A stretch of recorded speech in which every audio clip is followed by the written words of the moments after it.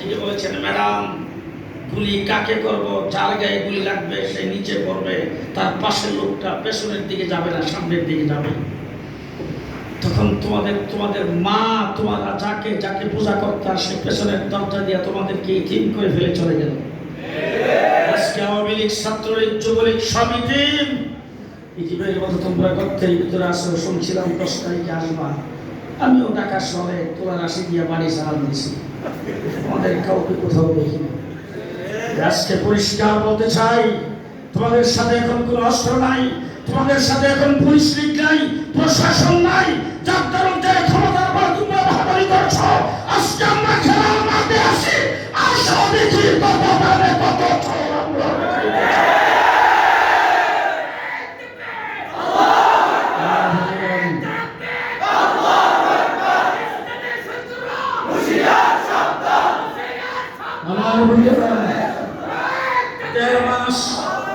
দেড় মাস একাধারে রিমান্ডে থাকার পরে আমাকে যখন কেরানীগঞ্জ কারাগারে সর্বপ্রথম নেওয়া হলো, সেই কারাগারের মধ্যে অনেকেই ছিলেন, এই সারিতে অনেকেই বসা আছেন যারা কারাগারে ছিলেন।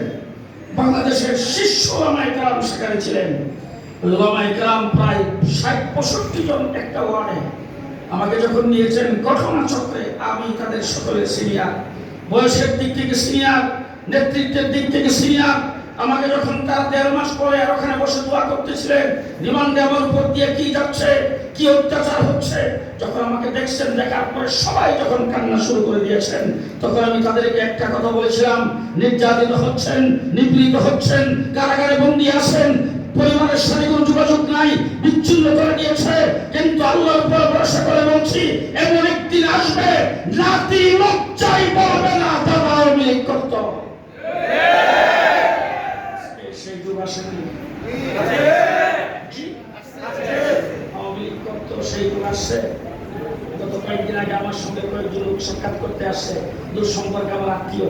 আইসা তারপর বলতেছি, এমন একজন লোকের বিরুদ্ধে মামলা হয়েছে, আসলে মিথ্যা মামলা, যদি আপনি একটু সুপারিশ করতেন। পাশের থেকে একজন বলতেছে,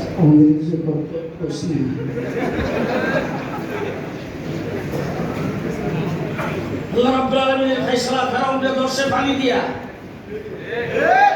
মুসা আলাইহিস সালামের লাঠি দিয়ে আল্লাহ ধরার ক্ষমতা ছিল না তো?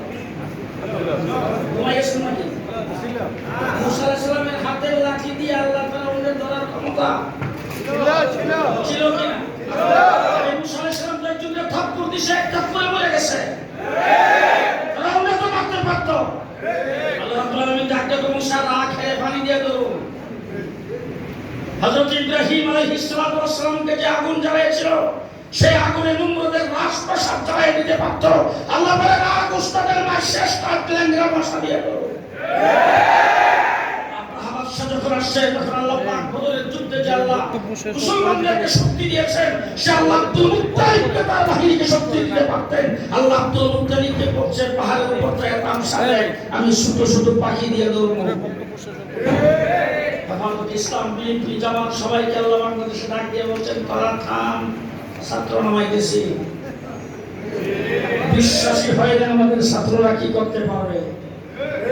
প্রধানমন্ত্রীকে সেনাপ্রধান তিনি রিপোর্ট দিয়েছেন, ম্যাডাম 40 মিনিট টাইম আসতেছে চতুর্দিক থেকে মেঘের সালের মতো, ঠেকাইবার মতো কোনো শক্তি আমাদের নাই। আল্লাহ রাব্বুল আলামিন থেকে দেশ এখন পদে পদে ষড়যন্ত্র শুরু করেছেন, বাংলাদেশকে অকার্যকর রাষ্ট্রে পরিণত করতে, অন্তর্বর্তীকালীন সরকারকে ব্যর্থ করেছে, তাদের অভ্যুত্থানকে ব্যর্থ করেছে। যদি অভ্যুত্থান ব্যর্থ হয়, অন্তর্বর্তীকালীন সরকার যদি ফেল করে, আমরা কেউ বাঁচতে পারবো না। সুতরাং অন্তর্বর্তীকালীন সরকারের কোনো ভুল ত্রুটি হয়, সেটা আমরা বলবো, কথা বলবো, বলে শুধরাইবার চেষ্টা করবো।